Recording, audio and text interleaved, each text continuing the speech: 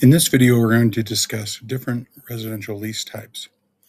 The typical residential lease is known as an estate for years, and the one-year term is the most common.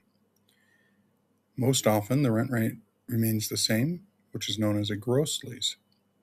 There could be an increase in the rent on a specific date, which would make it a step-up lease or a graduated lease, such as a multi-year lease that has a different rent rate each year of the lease term. The next type of lease is an estate from period to period. This one is a leasehold agreement that automatically renews for successive terms. Could be month to month, could be year to year, week to week, etc.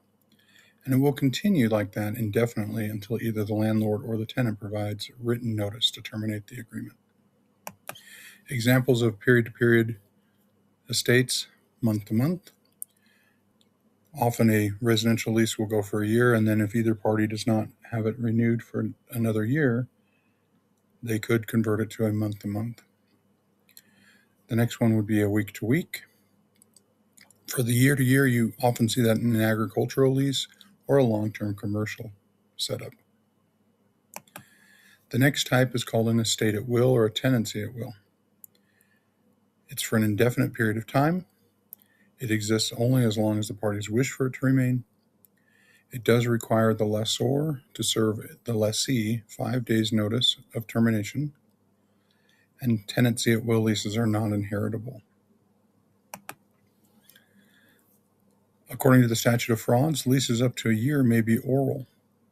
And remember, all residential leases have to contain the provisions that are in NRS 118A.200, but may contain other provisions as long as they are lawful and they are agreed upon by all parties. Written leases are inheritable. Here's your memory rule.